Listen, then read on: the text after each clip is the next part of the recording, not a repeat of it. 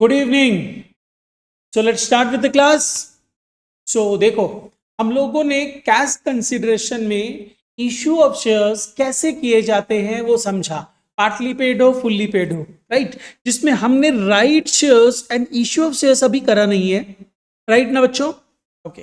तो अभी हमने सिर्फ ये पार्ट समझा कि अगर फुल्ली पेड हो या इंस्टॉलमेंट में हो तो कैसे इशू होता है, कॉल्स इन एरियर कैसे रिकॉर्ड करते हैं, कॉल्स इन एडवांस कैसे रिकॉर्ड करते हैं, उससे रिलेटेड इंटरेस्ट कैसे रिकॉर्ड करते हैं। अब हमें समझना है कि अगर other than cash consideration to payables, bonus shares तो बाद में करेंगे, राइट। तो पहले आते हैं, अगर other than cash consideration share issue किए जाते हैं तो आप क्या एंट्री पास करने वाले हो। तो now move to issue of shares other than cash consideration. फिर हम लोग नेक्स्ट क्लास ऑनवर्ड थोड़ा सा स्पेसिफिक हो जाएंगे। स्पेसिफिक मतलब bonus shares, right shares, underwriting of securities, जो हर एग्जाम में पूछता है। नेक्स्ट क्लास एकदम भी एब्सेंट मत करना, प्रॉपरली अटेंड करना, क्योंकि नेक्स्ट क्लास में we are going to start with the topic. पहले अंडरराइटिंग ही कराता हूँ क्योंकि बहुत ही कॉमन टॉपिक है, एग्जाम में पूछता रहता है, राइट। तो ये पहले करेंगे हम लोग। आज की क्लास में एक छोटा सा पोर्शन है, उसे कंप्लीट करते हैं।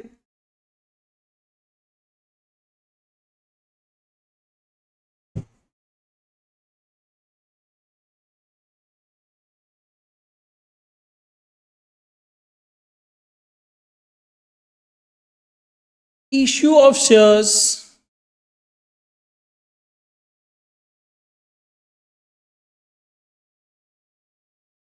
other than for cash consideration।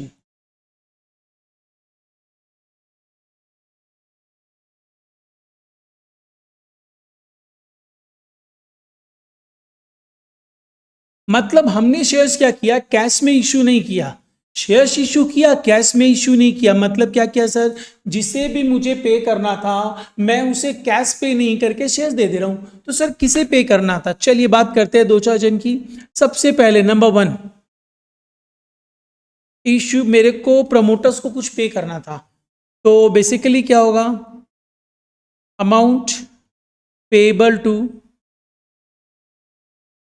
Promoters. Promoters कौन होते हैं? प्रमोटर्स वो होते हैं सर जो कंपनी को फॉर्म करते हैं। तो आप उस कंपनी के इनकॉर्पोरेशन कॉस्ट के लिए उन्हें पैसा देते हो, जो शेयर्स के फॉर्म में दे सकते हो। तो हम यहां पे एंट्री पास करेंगे, इनकॉर्पोरेशन कॉस्ट अकाउंट डेबिटेड, या इसको प्रिलिमिनरी एक्सपेंसेस भी लिख सकते हो, गुडविल भी लिख सकते हो। Goodwill account debited to promoters,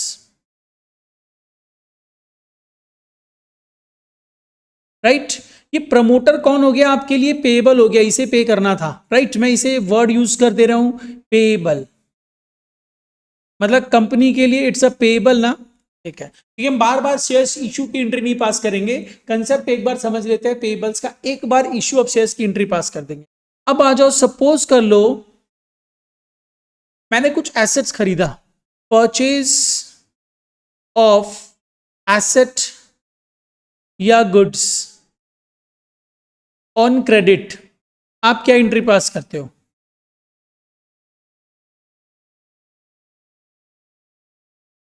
आप एंट्री पास करते हो सर, अगर आपने गुड्स खरीदा तो आप एंट्री पास करोगे परचेजेस अकाउंट डेबिटेड। एसेट खरीदा तो asset account debited to creditors, या एसेट से रिलेटेड जो क्रेडिटर्स होते हैं उसे हम या तो वेंडर बोल देते हैं या क्रेडिटर्स फॉर एसेट बोल देते हैं। This should be the entry, right ना?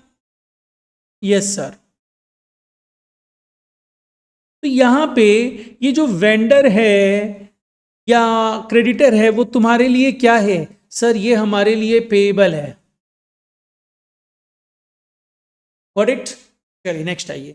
अब अगर सपोज कर लो, देखो बहुत सिंपल सी चीजें मैं बता रहा हूं, और हम लोग जब अकाउंट्स करेंगे मैं इस तरीके से अकाउंट्स कराऊंगा कि तुम्हें एकदम स्क्रैच से लेके टॉप लेवल पे लेके चला जाऊंगा और तुम्हें पता भी नहीं चलेगा, और तुम एग्जाम में सम्स इजीली हंसते हंसते करोगे, 30 on 30 एमसीक्यू में लेके आओगे। ऑब्वियस बात है, कॉर्पोरेट अकाउंटिंग में 30 on 30 नहीं आएगा, लेकिन बेसिकली क्या हुआ, मैंने तुम्हें बताया था ना, तुम मान के चलो 6 से 7 MCQ बेसिकली किससे रहेंगे, हमारे इसी से कॉर्पोरेट अकाउंटिंग से रहेंगे। 6 से 7 मतलब 14 to 15 मार्क्स तो होता है, ठीक है, 14 to 16 मार्क्स। चलिए नेक्स्ट आइए। तो बेसिकली क्या हुआ, purchase of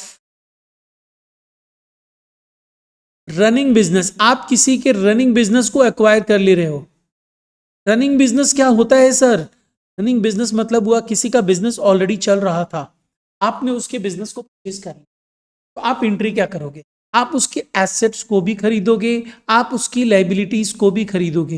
your entry should be assets account debited to liabilities account, and जो देना होगा तो टू वेंडर करके दिखा दोगे। अब सपोज कर लो आपने एसेट लिया 10 लाख का और लाइबिलिटी ली सपोज कर लो 4 लाख की, तो net amount payable is 6 lakh, but आप बोलते हो नहीं 8 लाख देना है, तो इसका मतलब क्या हुआ, 6 लाख का सामान खरीद के 8 लाख दे रहे हो रनिंग बिजनेस खरीदते समय। तो ये जो रनिंग बिजनेस खरीदते समय आप एक्स्ट्रा पेमेंट करते हो, इसको हम बुक्स में गुडविल के नाम से दिखाते हैं। एक्स्ट्रा पेमेंट मतलब डेबिट में अगर कोई शॉर्टफॉल आएगा that should be named as goodwill, और अगर आप कुछ कम पे करते हो क्रेडिट में शॉर्टफॉल आता है that should be termed as capital reserve.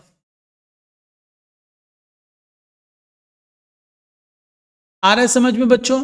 And this vendor is what, this vendor is your payables, this vendor is your payables.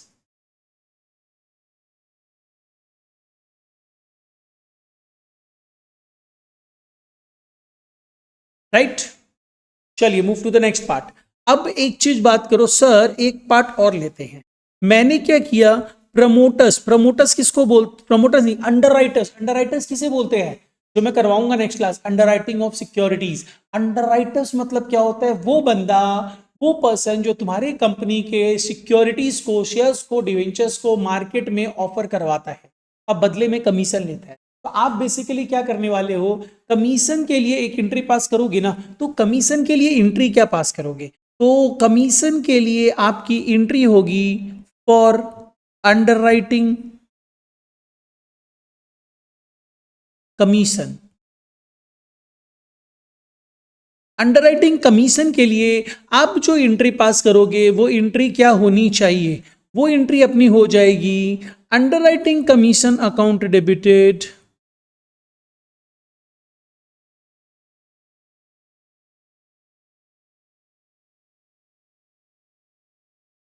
To underwriters.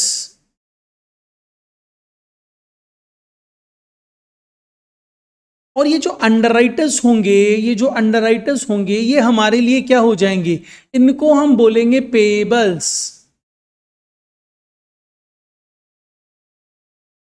Right ना, बस हो गया। ये पेएबल्स वर्ड जो था ना वो मुझे समझाना था। अब जैसे ही तुमने ये पेएबल्स पार्ट कैलकुलेट कर लिया, अब मैं आता हूं तुम्हें इनको शेयर्स इशू करने के लिए एंट्री क्या करनी है। देखो बार बार हम लोग पेएबल्स मतलब अंडरराइटर्स, जो अंडरराइटर्स को शेयर्स इशू किए तो एंट्री पास करे, प्रमोटर को शेयर्स इशू किए तो एंट्री पास करे, समझ में करना पड़ेगा, बट यहाँ समझाते समय क्यों लिखूं, तो मैंने सब में पेएबल्स लिख दिया। अब issue of shares to payables, अगर अब मैं पेएबल्स को शेयर्स इशू करता हूं तो इन सच अ केस आप क्या एंट्री पास करोगे,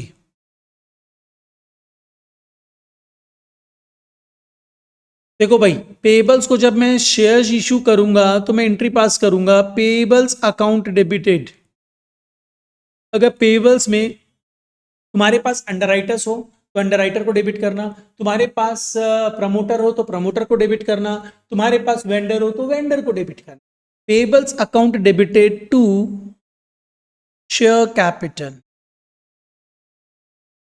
अब अगर सपोज कर लो मैं शेयर्स प्रीमियम पे इशू करता हूं तो मैं यहां पे लिख दूंगा टू सिक्योरिटीज प्रीमियम, और अगर मैं डिस्काउंट पे इशू करता हूं तो शेयर डिस्काउंट पे इशू सिर्फ स्वेट इक्विटी शेयर्स कर सकते हैं और किसी शेयर्स को डिस्काउंट पे इशू नहीं कर सकते, इधर पार पे करेंगे या प्रीमियम पे करेंगे। Am I right, sir? So this is the concept regarding issue of shares for other than cash consideration. अब क्वेश्चन आता सर एक सम भी करवा दीजिए तो मजा आ जाएगा। तो चलिए आपके स्टडी मैट में ही चलते हैं। एंड आपके स्टडी मैट में हमें यहां पे ये सब मिला।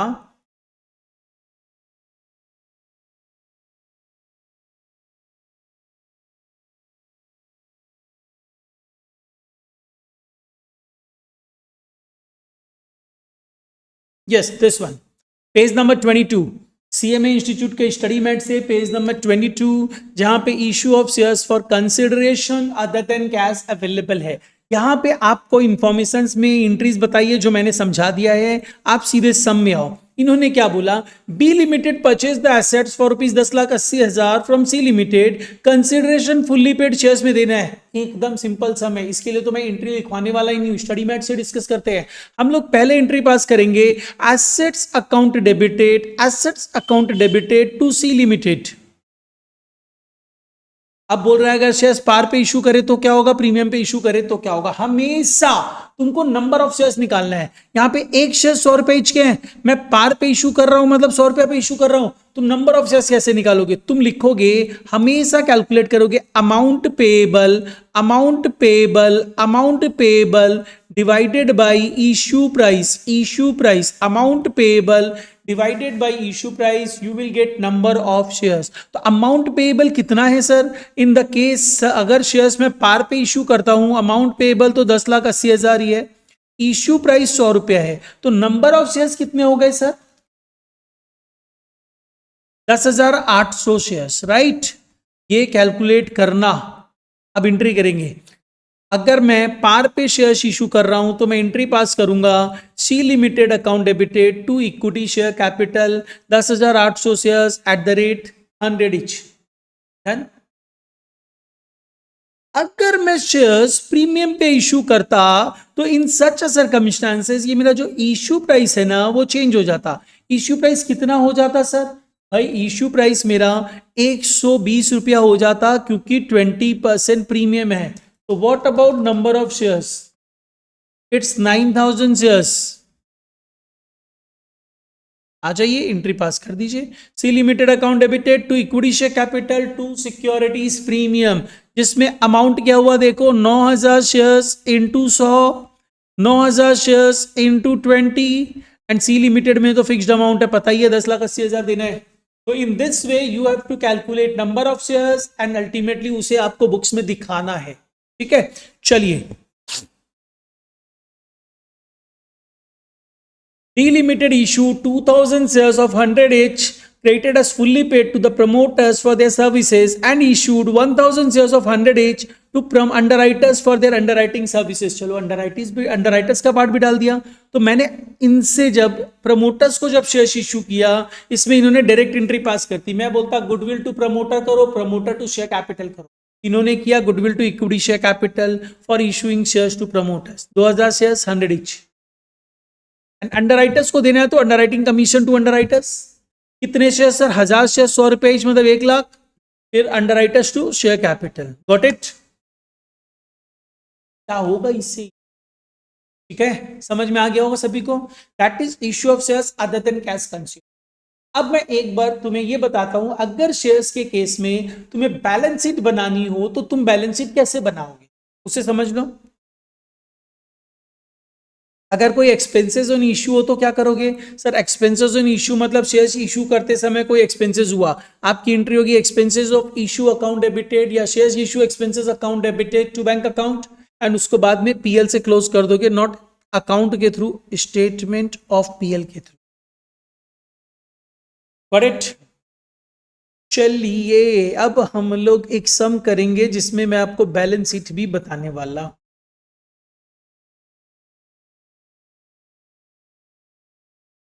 एक सम मैंने तुम्हें शायद होमवर्क दिया था, दिस वन ना, चलो इसी सम को करेंगे with balance sheet with cash book.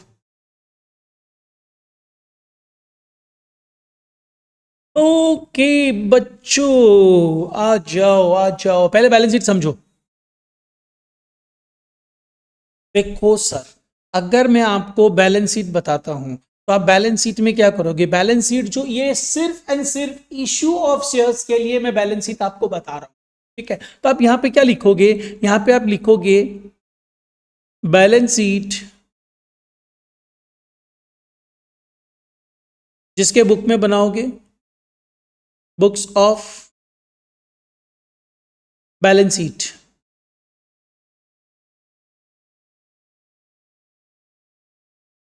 और देखो, आप जब बैलेंस शीट बना रहे हो ना कंपनी की, ये बैलेंस शीट आप क्या कर रहे हो ना सर, आप एक्सट्रैक्टेड बैलेंस शीट बना रहे हो। Why extracted sir?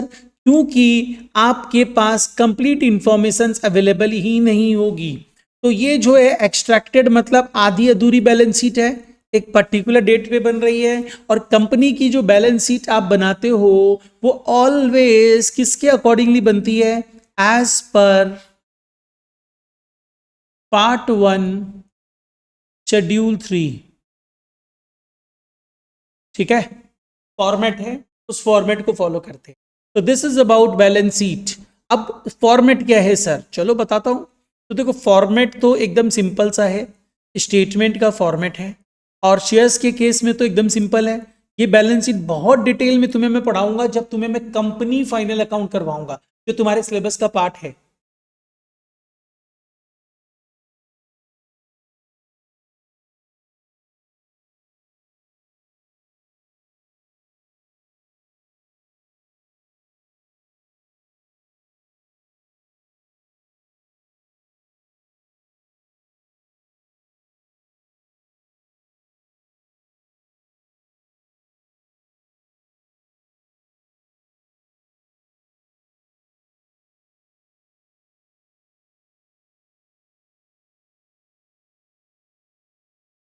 सब चीज मैंने लिख ली। अब हम क्या करने वाले हैं? This is serial number, this is particular, this is notes number and this is amount. Actual practically जब बैलेंस शीट बनती है तो उसमें तो current year and last year के डेटा भी रहते, ठीक है। लेकिन हम लोग को तो इतना करना नहीं है, और वैसे भी मुझे शेयर्स के केस में बैलेंस शीट आपको बतानी है। आप सबसे पहले लोगे सीरियल नंबर 1, जिसमें आप लोगे equity and liabilities. Equity and liabilities is the first heading. अब इसमें आप क्या करोगे? इसमें आप नेक्स्ट हेडिंग में जाओगे, दैट इज सबसे पहला पार्ट आपका रहेगा shareholders fund. Shareholders fund I think सबको पता होगा। एंड शेयर होल्डर्स फंड के डिवीजन में will go to, number 1 part is the share capital, number B part is the reserves and surplus. I think all of you must know this. Note number 1, note number 2। एक और part होता है that is known as the shares warrants, जो अभी काम नहीं लगेगा, जब हम कंपनी फाइनल अकाउंट करेंगे वहां पे काम लगेगा। नंबर 2, देखो इसके बाद आप क्या लेते थे पता है? एक हेडिंग आती है shares application money pending allotment. अगर ऐसा कुछ रहेगा सम्स में दे दिया जाएगा। Sir shares application money pending allotment होता क्या है? देखो, सम्स में जब देगा डायरेक्ट लिखा हुआ रहेगा, कॉपी कर देना। और otherwise shares application money pending allotment क्या होता है पता है? जैसे फॉर एग्जांपल सपोज कर लो, मैंने क्या किया,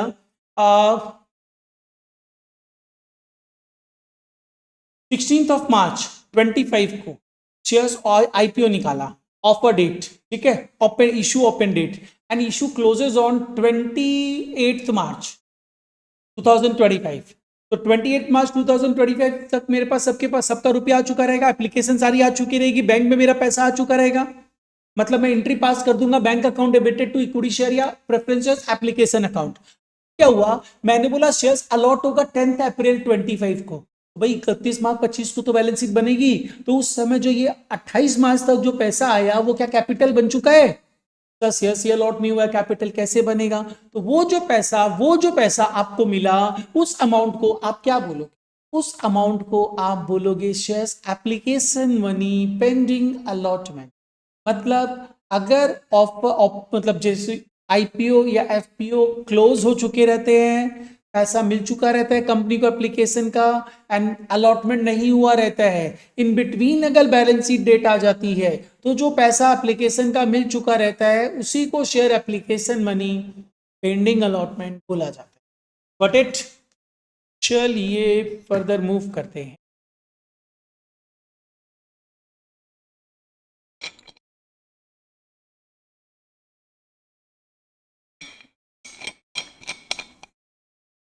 क्लास करते रहो।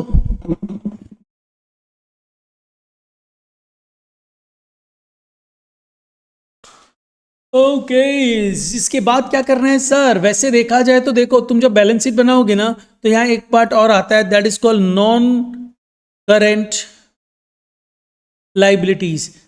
इश्यू ऑफ शेयर्स टॉपिक में इसका कोई रोल नहीं है। चौथा एक पार्ट आता है, that is current liabilities. Issue of shares topic में इसका भी कोई रोल नहीं है। एक चीज आ सकती है, that will be under other current liabilities. Other current liabilities, ये जो आएगा अदर करंट लाइबिलिटीज में, that will be calls in advance. Calls in advance अगर कुछ रहता है बैलेंस शीट डेट पे, that will be shown here, right. ये नोट नंबर के थ्रू दिखाना, नोट नंबर 3 के थ्रू। बस ये हो गया अपना total of the balance sheet, this is total. आइए नेक्स्ट पार्ट में। Next part is number 2, that is what your assets. Assets में सर मैं क्या करूं? एसेट्स में तुम्हें कुछ नहीं करना है, जो जो एसेट्स होते हैं वो दिखाने हैं। पहला पार्ट आप क्या दिखाओगे? Number one is non current assets, जिसमें आपको अभी इश्यू ऑफ शेयर्स के केस में इन जनरल कुछ नहीं दिखाना है। माइट भी अगर अदर देन कैश कंसिडरेशन में कोई एसेट्स खरीदते हो, फिक्स एसेट्स होता है तो दिखा सकते हो। नंबर 2 पार्ट इज जो करंट एसेट्स होते हैं उसमें एक पार्ट आएगा, that is cash and cash equivalent. Cash and cash equivalent. Note number 4, cash book के थ्रू जो डेटा रहेगा उसे दिखाएंगे, और जब हम इसे टोटल करेंगे, बस ये बैलेंस शीट हमारी वैसे एक्सट्रैक्टेड है लेकिन फिर भी मैच करेगी। तो this is about balance sheet, जिसमें कैलकुलेटिव पार्ट क्या रहेगा पता है? This one. इसमें थोड़ा सा कैलकुलेशन रहेगा शेयर कैपिटल में, और रिजर्व्स एंड सरप्लस में गिन चुन के 2 ही आइटम आएंगे। सर वो क्या क्या 2 आइटम हो गए, अगर आप बता देते तो अच्छा रहता। देखिए, रिजर्व्स एंड सरप्लस में सिर्फ इश्यू ऑफ शेयर्स के बारे में बात कर रहा हूं, और किसी के बारे में नहीं। कंपनी फाइनल अकाउंट में बहुत चीजें आएंगी, तो इश्यू ऑफ शेयर्स में सिर्फ 2 चीजें आएंगी, capital reserve and securities premium. ये 2 चीजों को लेना, और रिजर्व एंड सरप्लस कंप्लीट। अब आइए सर, शेयर कैपिटल में क्या हो, इसे थोड़ा सा समझ लो। Notes number 1, notes number 1, that is share capital.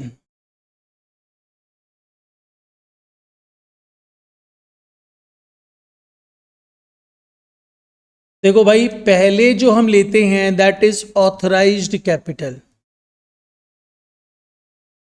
अभी एक सम भी करवाऊंगा। ऑथराइज्ड कैपिटल, ऑथराइज्ड कैपिटल जो होगी आप उसे लोगे, उसे लेके ब्लॉक कर दोगे। ब्लॉक मतलब डबल अंडरलाइन, उसका कोई रोल नहीं है कैलकुलेशंस में। ऑथराइज्ड कैपिटल क्या होती है याद है ना? Maximum number of shares that can be issue to the public which is duly authorised at registrar of companies, तो उसी को ऑथराइज्ड कैपिटल बोला जाता है। तो जो भी नंबर ऑफ शेयर्स रहेंगे एट द रेट जितना ईच रहेंगे, कैपिटल बन गई। नेक्स्ट पार्ट आप क्या करोगे? नेक्स्ट पार्ट आप दिखाओगे इशूड कैपिटल। इशूड कैपिटल मतलब कितने शेयर्स आपने पब्लिक को इशू किए, और वो कितने रुपया ईच के थे। इसे भी ब्लॉक करना, double underline. Next part, subscribed capital. वो शेयर्स जो पब्लिक ने सब्सक्राइब किए, अब वो जो पब्लिक ने सब्सक्राइब किए उसमें कितना रुपया मिला। तो सब्सक्राइब कैपिटल को बैलेंस शीट में अपीयरेंस में 2 पार्ट में डिवाइड किया गया है। One is subscribed and fully paid capital. Subscribed and fully paid capital. Sir इसका मतलब क्या हुआ? इसका मतलब हुआ, मैंने तुमसे 10 रुपया मांगा शेयर्स का, तुमने पूरा 10 रुपया दे दिया। ऐसे 10,000 शेयर्स थे, तो मैं यहां पे लिख दूंगा 10,000 shares, 10,000 shares at the rate ₹10 each. Fully paid है मतलब फुल्ली कॉल्ड भी होगा, तो 10,000 shares at the rate ₹10 each. यहां पे मैं 1,00,000 दिखा दूंगा। डन हो गया ये। अब एक पार्ट आता है that is subscribed but not fully paid. Subscribed but not fully paid capital. Sir ये क्या होता है? मैंने क्या किया ना, अब दूसरे कैटेगरी में आते हैं। कुछ लोग 20,000 शेयर्स लेके रखे थे, जिसमें मैंने 10 रुपया का शेयर्स था, मैंने 10 रुपया मांग लिया। जिसमें एक पर्सन 2,000 शेयर्स लेके रखा था, वो लास्ट का फाइनल कॉल नहीं दी। तो इसका मतलब बाद बाकी 18,000 शेयर्स पे तो पूरा पैसा मिल गया, तो वो तो फुल्ली पेड में चले जाते। और जो 2,000 शेयर्स है जिसपे 2 रुपए इच करके नहीं मिला, वो subscribe but not fully paid में जाएंगे। कैसे दिखाएंगे? आप यहां पे लिखोगे 2,000 shares at the rate ₹10 comma fully called. कितना हो गया? 2,000 into 10 20,000 less calls in arrear. कितना नहीं दिया था? 2,000 शेयर्स पे 2 रुपया, मतलब 4,000 नहीं दिया था, ये 16,000 आउटर में डाल देते। In this way you have to show, अगर subscribe but not fully paid होता तो। और सर ऐसा भी तो हो सकता था, आपने जो 20,000 शेयर्स पे 10 रुपया मांगा, उसमें सारे के सारे शेयर होल्डर ने फाइनल कॉल का 2 रुपया भी दिया ही नहीं है, और आप बैलेंस शीट बना रहे हो, तो वो पूरा का पूरा 20,000 शेयर्स पार्टली पेड हो जाता ना। 8 रुपया ही मिला है, 10 रुपया नहीं मिला है, तो पूरे 20,000 शेयर्स को मैं यहां पे लिखता 20,000 shares at the rate ₹10 H comma ₹8 paid up. तो यहां पे 1,60,000 आता। Got it? इसको ऐड करने के बाद हम लोग इसमें क्या करते हैं पता है? इसमें हम लोग ऐड करते हैं balance in share for feature. जो याद है मैंने निकलवाया था, जो शेयर्स फॉरफिट हो जाते हैं बट री इश्यू नहीं होते हैं, shares forfeited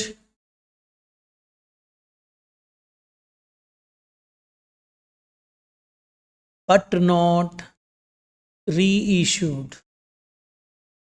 Shares forfeited but not reissued will be covered as balance in share forfeiture। और उसे लेने के बाद जो अमाउंट आएगा, उस अमाउंट को आप बैलेंस शीट में एज शेयर कैपिटल दिखा दोगे।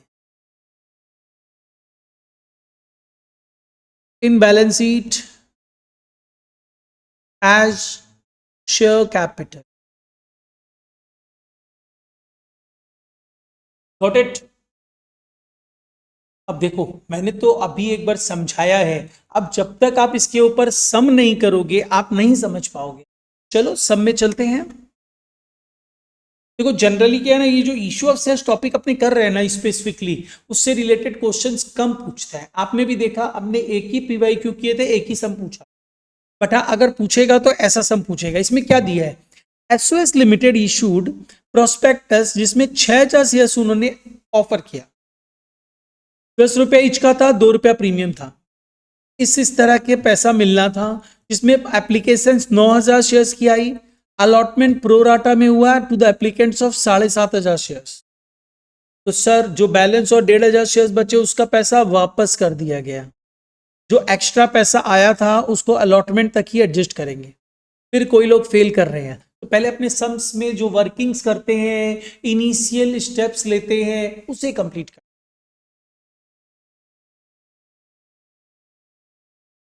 This is about illustration number 14 page number 32, CMA institute के स्टडी मैट से है। इलस्ट्रेशन 14 पेज नंबर 32,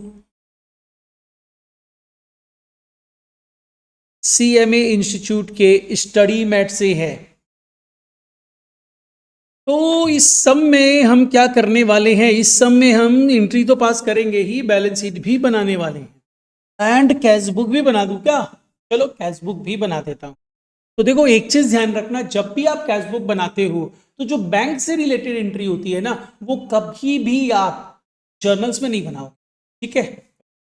चलो अब मैं आता हूं, पहले तो वर्किंग कर देता हूं। प्रोराटा का समय ना, प्रोराटा के मैंने बहुत सारे sums 3rd and 4th class में दिए थे, और होप आप लोगों ने सबने कर लिया है अच्छे से, राइट ना? ऐसे उतना डेप्थ में पूछता नहीं है सीएमए इंटर में भी, क्योंकि ये टॉपिक बेसिक टॉपिक है, तो बेसिक टॉपिक से तुम्हें एग्जाम में ज्यादा पूछता नहीं। वर्किंग नोट नंबर 1, लेकिन फिर भी कर लेना। Ratio applied allotted, ratio applied allotted। तो भाई मैं यहां पे अगर बात करूं, सर मेरे पास टोटल एप्लीकेशंस जो आई कितने शेयर्स की आई, 9000 शेयर्स की, मैं अलॉट कितना कर सकता हूं, 6000 शेयर्स। तो हुआ क्या देखिए, हमने 7500 के एप्लीकेंट्स को सारे शेयर्स अलॉट कर दिए, तो अब तो किसी को देने के लिए बचा ही नहीं। तो जब बचा ही नहीं तो मैं क्या करने वाला हूं,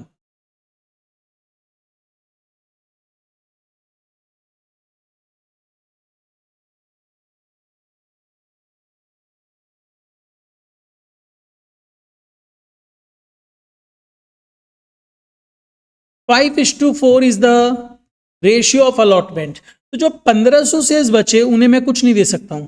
जब कुछ नहीं दे सकता हूं तो वो अपना पैसा मुझसे वापस ले लेंगे, दैट इज अबाउट रिफंड। तो लेकिन यहां पे तो 1500 शेयर्स के लिए अप्लाई किया था मैंने, 6000 शेयर्स ही दिया। तो 7500 शेयर्स के लिए अप्लाई किया था मैंने, 6000 शेयर्स ही दिया। इसका मतलब 1500 शेयर्स की एक्सेस एप्लीकेशन मनी पड़ी हुई है, राइट ना, एक्सेस एप्लीकेशन मनी।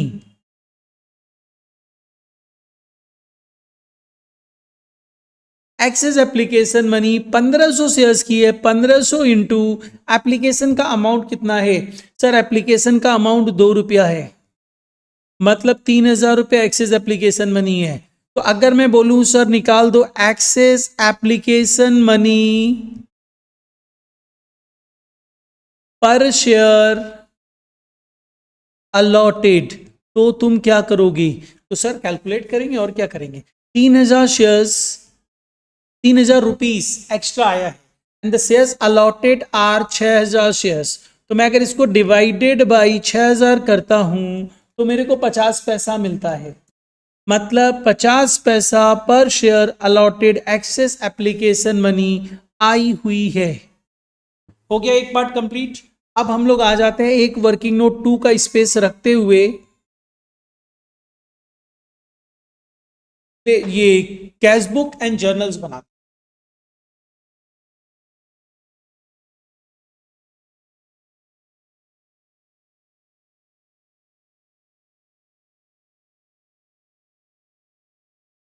और यहीं से I am starting with the journals. Journals को जर्नल के फॉर्मेट में दिखाना होगा, से ठीक है सीएमए इंटर के बच्चों, अगर नहीं भी दिखाओगे फॉर्मेट में तो चलेगा।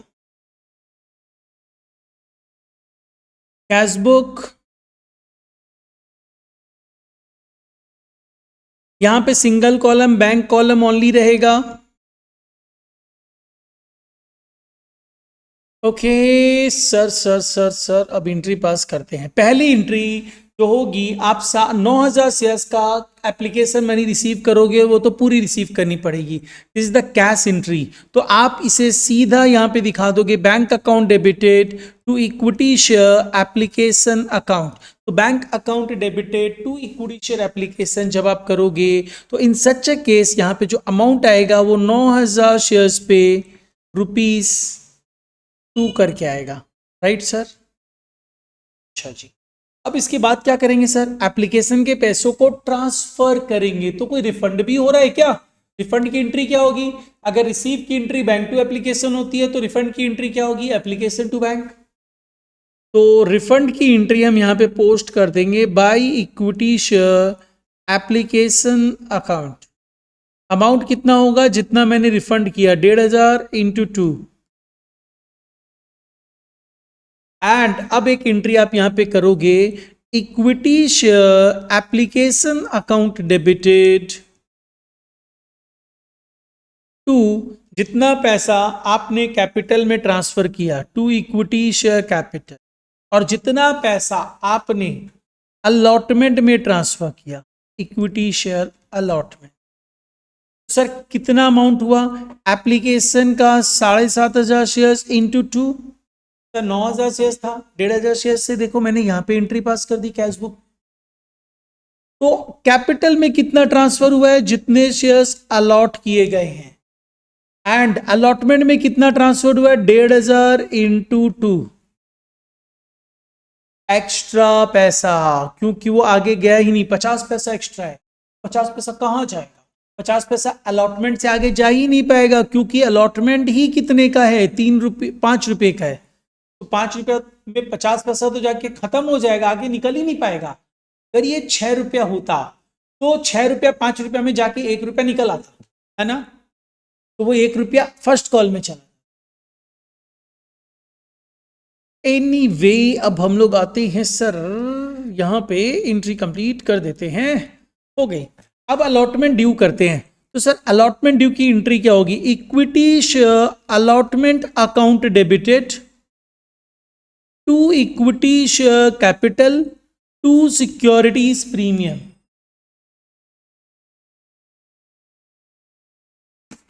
अमाउंट कितना होगा सर, जितने शेयर्स अलॉट किए हैं उतने पे ही बात करेंगे।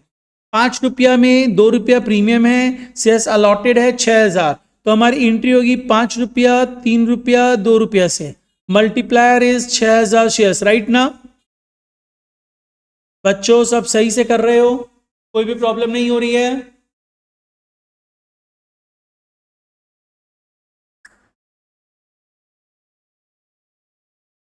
अब हम अलॉटमेंट रिसीव कर लेते हैं।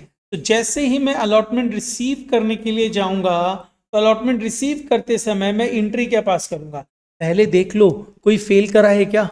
एक बंदा जो 100 शेयर्स लेके रखा था वो अलॉटमेंट फेल किया, फर्स्ट कॉल भी फेल किया, हमने उसके शेयर्स को फॉरफिट कर दिया,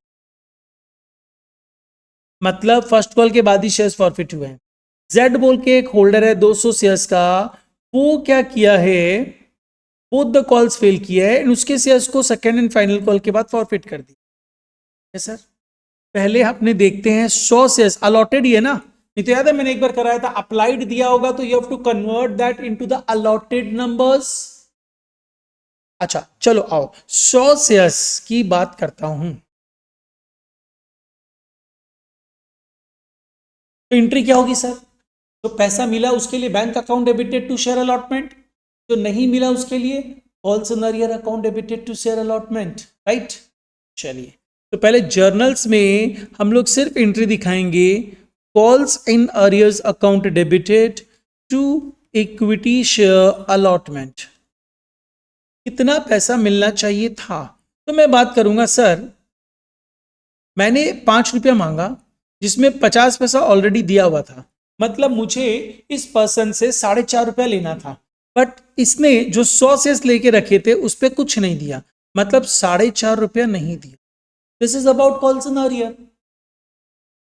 अब सर कितना पैसा मिला ये भी बता दो।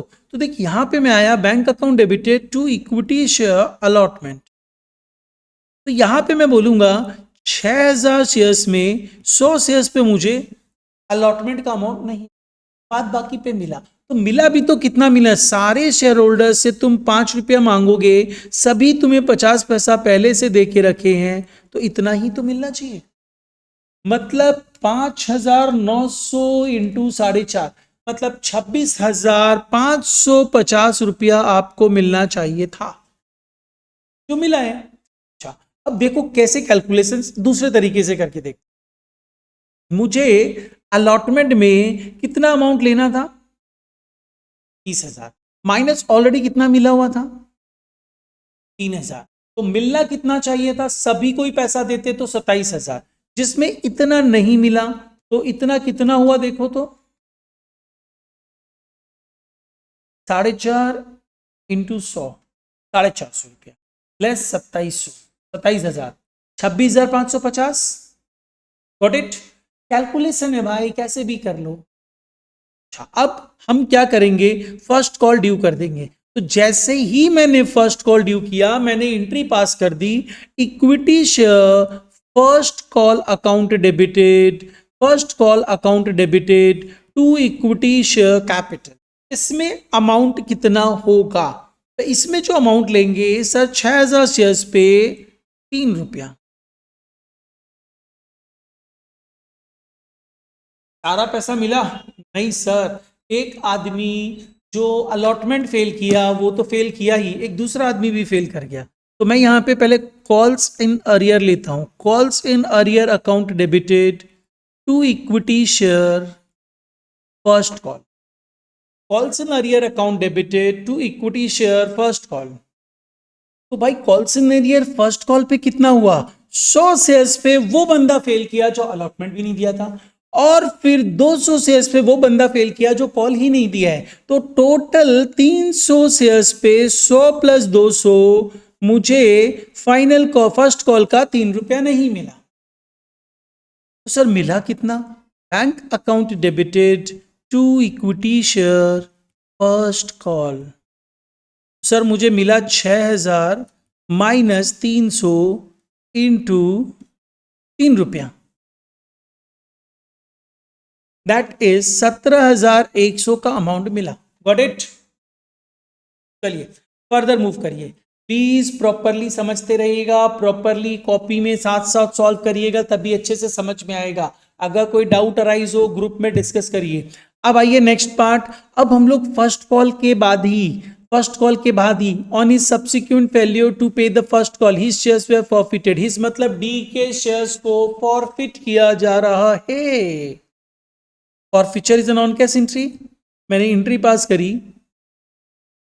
Equity share capital account debited.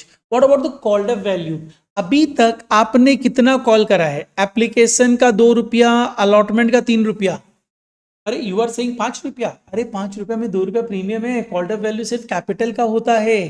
तो 2 रुपया प्लस 5 रुपया में 2 रुपया हटाए, प्रीमियम वाला 2 रुपया, तो 3 रुपया, तो 2 मांग लिए, 3 मांग लिए, प्लस ये 3 मांग लिए, मतलब कितना मांग लिए, 8 रुपया मांग चुके। तो कॉल्ड अप इज 8, तो कैपिटल कैंसिल होगा 8 रुपया पे ही, 100 शेयर्स पे। ये बंदा क्या अलॉटमेंट फेल किया था, तुम बोलोगे यस, क्योंकि अलॉटमेंट में प्रीमियम था। अगर ये अलॉटमेंट फेल किया तो प्रीमियम भी नहीं दिया, प्रीमियम को कैंसिल करो, प्रीमियम अकाउंट डेबिटेड 2 रुपया इंटू 100, 2 कॉल्स इन अरियर। ये बंदा तुम्हें क्या क्या नहीं दिया, ये अलॉटमेंट का तुम्हें 4.5 रुपया नहीं दिया, प्लस फर्स्ट कॉल का 3 रुपया नहीं दिया। एम आई राइट सर? पर शेयर पे बात करो, इजीली कैलकुलेट कर पाओगे। अब अपने बात करेंगे नेक्स्ट पार्ट। तो सर इसका पैसा कितना हमने फॉरफिट किया, इसने इसने इसने तुम्हें सिर्फ एंड सिर्फ एप्लीकेशन दिया, दैट इज 3 रुपया प्लस 50 पैसा एक्स्ट्रा दिया, है ना, इनटू 100 शेयर्स।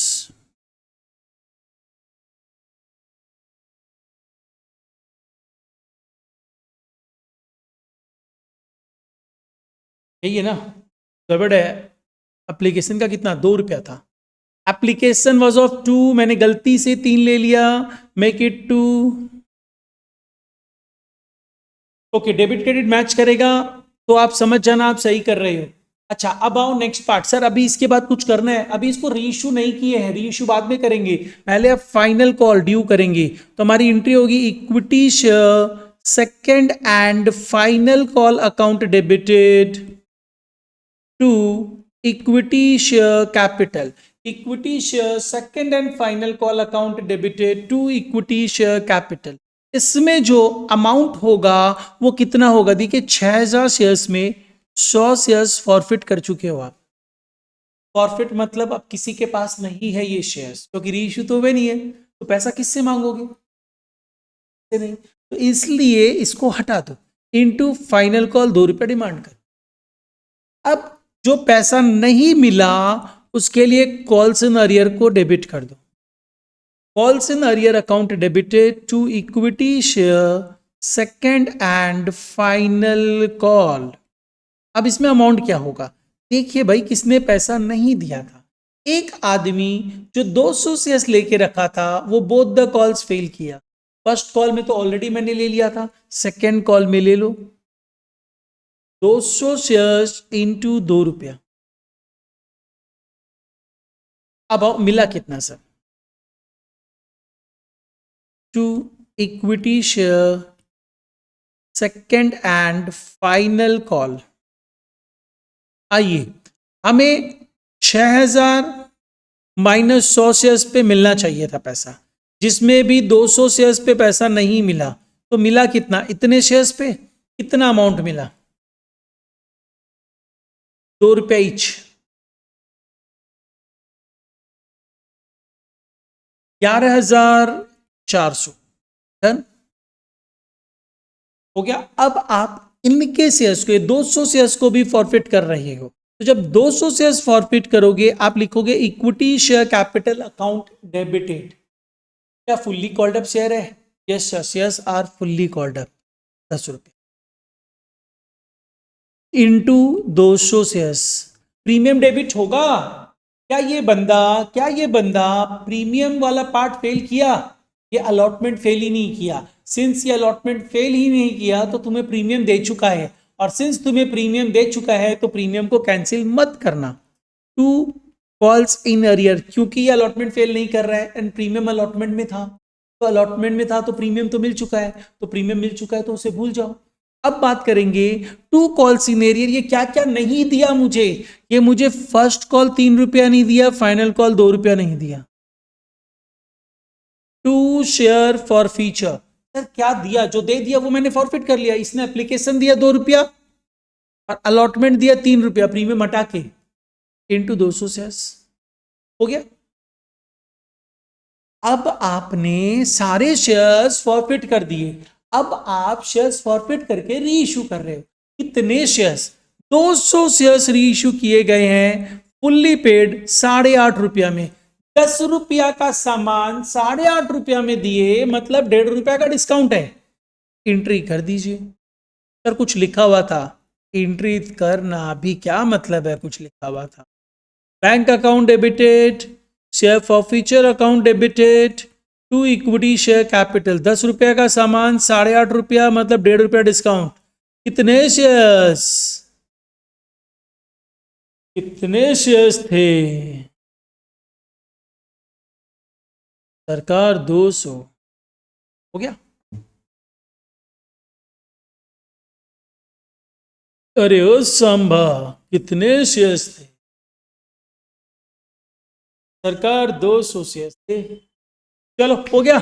अब एक एंट्री आपको जो अपने आप पास करनी है, share forfeiture to capital reserve, but इसमें एक गलती हो गई।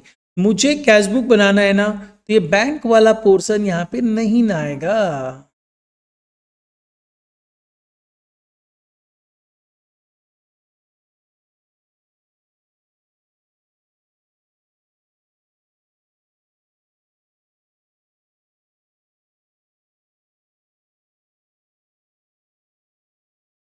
डन बच्चों? ओके, अब आ जाओ share forfeiture to capital. यहां काम लगेगा इसका। इस डी के सारे शेयर्स इंक्लूडेड थे, डी के 100 शेयर्स थे और जेड के 200 शेयर्स थे। देखिए कैपिटल रिजर्व वर्किंग में निकालते हैं, यहां वर्किंग के लिए स्पेस छोड़ा हुआ वहीं कर रहा हूं मैं।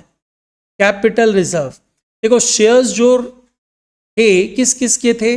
एक थे डी के, एक थे जेड के। डी के मैंने टोटल 200 शेयर्स री इशू किए। देखो 100 शेयर्स मैंने डी के पूरे री इशू कर दिए, तो अब बचे जो, मैंने तो टोटल 200 शेयर्स ही री इशू किए, तो ऑब्वियस सा बात है मैंने जेड के भी 100 शेयर्स ही री इशू किए होंगे। अब बात करो डी से मैंने जो फॉरफिट किया, री इशू की बात कर रहे हैं अपने, इनटू अब पर शेयर गेन कितना हुआ। मैंने डी का एक एक शेयर्स पे कितना अमाउंट फॉरफिट किया था, मैंने कैलकुलेट किया है, देखो वहीं से दिखाता। डी का हमने पर शेयर 2.5 रुपया फॉरफिट किया, ये डी का पार्ट है। मैंने डी का पर शेयर 2.5 रुपया फॉरफिट किया था, डिस्काउंट दे दिया 1.5 रुपया, यानी 1 रुपया का फायदा, 100 रुपया कैपिटल रिजर्व हुआ। मैंने जेड का पर शेयर 5 रुपया फॉरफिट किया था, जेड का पर शेयर 5 रुपया फॉरफिट किया था। मैंने जेड का पर शेयर 5 रुपया फॉरफिट किया था, डिस्काउंट दे दिया 1 रुपया, सॉरी 1.5 रुपया, यानी गेन हुआ 5 रुपया माइनस 1.5 रुपया, 3.5 रुपया इंटू 100 शेयर्स, 350 रुपया capital reserve. Total capital reserve is 450। एक चीज और निकाल देता हूं, working note number 3, that is balance in share for future.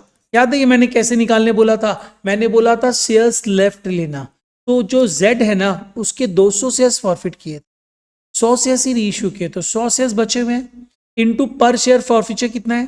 5 रुपया, मतलब balance in share for future is 500 रुपया। शेयर्स लेफ्ट इनटू पर share for future. Capital reserve is of 450, जिसे मैं दिखा दूंगा।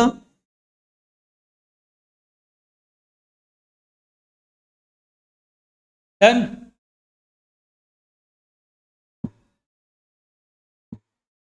ये हो गया तुम्हारा कैपिटल रिजर्व। अब सर बैलेंस शीट भी बना दीजिए। चलो बैलेंस शीट बनाते हैं। यहीं से बैलेंस शीट लेता हूं मैं, जिसमें पहले मैं शेयर कैपिटल बता देता हूं। शेयर कैपिटल में क्या तुम्हारे पास ऑथराइज कैपिटल है? नहीं है, ऐसे ही छोड़ दो। क्या तुम्हारे पास इशूड कैपिटल है? यस है ना सर। कितने शेयर्स इशू किए थे आपने? कितने शेयर्स इशू किए थे तुमने? देखो तुमने तो 6,000 शेयर्स इशू किए थे, पब्लिक ने अप्लाई किया 9,000 शेयर्स, बट फिर भी तुम दोगे कितना? 6,000 शेयर्स ही दोगे। तो यहां पे लिखोगे 6,000 equity shares of ₹10 each, and amount हो जाएगा 60,000। डन। अब आ जाओ सर, सब्सक्राइब्ड कैपिटल में क्या पार्टली पेड कैपिटल है? देखो क्या हुआ था, आपने 6,000 शेयर्स इशू किए, तुम बोलेगा नहीं सर ज्यादा किए थे। अरे भाई ओवर सब्सक्रिप्शन था, तो तुम तो अल्टीमेटली प्रो राटा करके रिफंड करके 6,000 शेयर्स इशू किए, जिसमें से तुमने एक बार 100 शेयर्स फॉरफिट कर दिए, फिर 200 शेयर्स फॉरफिट कर दिए, फिर 200 शेयर्स रीइश्यू भी कर दिए। अब जो भी है फुल्ली पेड ही तो है। तो कितने शेयर्स हैं?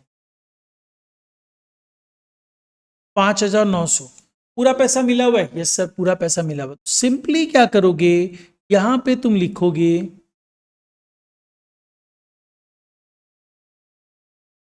5,900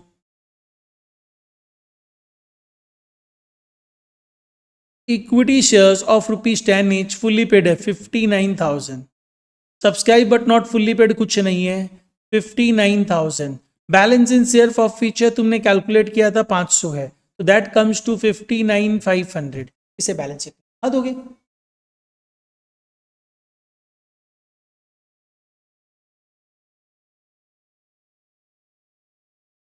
सर कैपिटल रिजर्व कितना है ये देखो भाई, कैपिटल रिजर्व कितना है?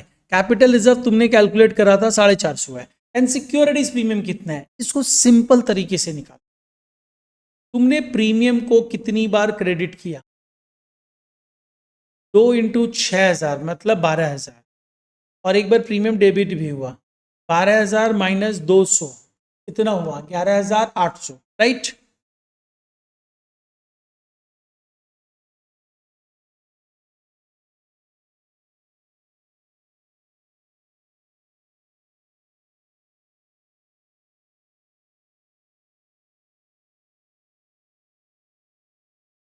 12,250 is the reserves and surplus. ये तुम्हारा रिजर्व्स एंड सरप्लस है बच्चों, 12,250। Show it. क्या अब क्या करें सर, ये टोटल मेरा कितना होना चाहिए?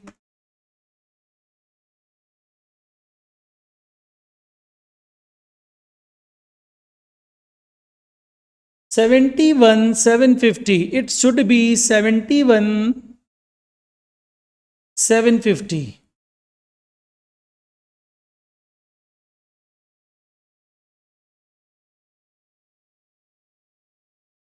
Sir cash and cash equivalent लेना है।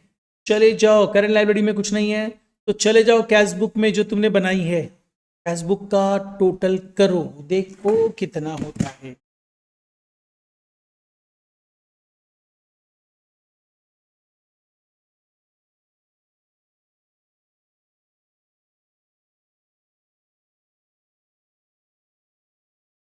$71,750 is the balance।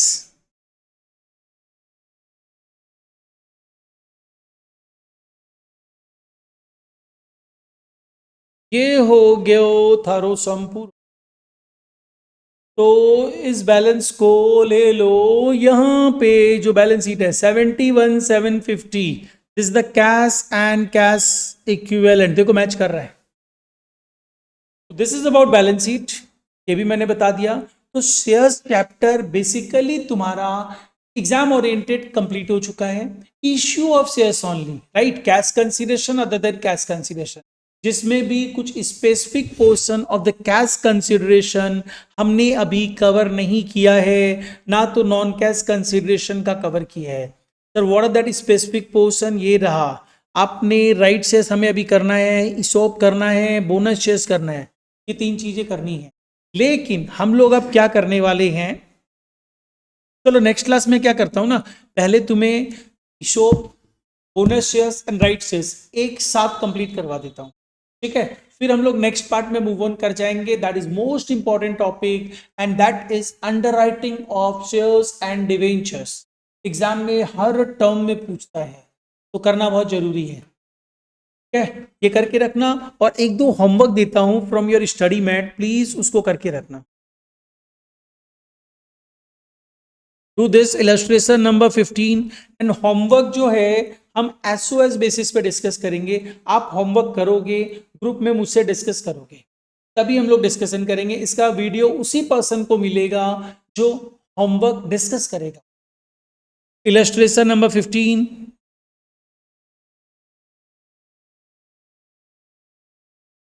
Illustration number 16,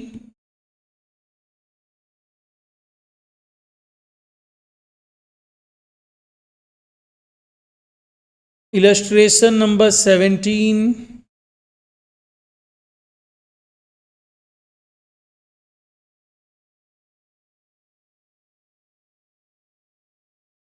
illustration number 19। 4 some homework है, करके रख लेना। शेयर्स का केस कंप्लीट, इसमें से और कुछ बाहर से नहीं पूछने वाला। ओके, चलो मिलते हैं नेक्स्ट क्लास में, तब तक के लिए टेक केयर, पढ़ते रहना।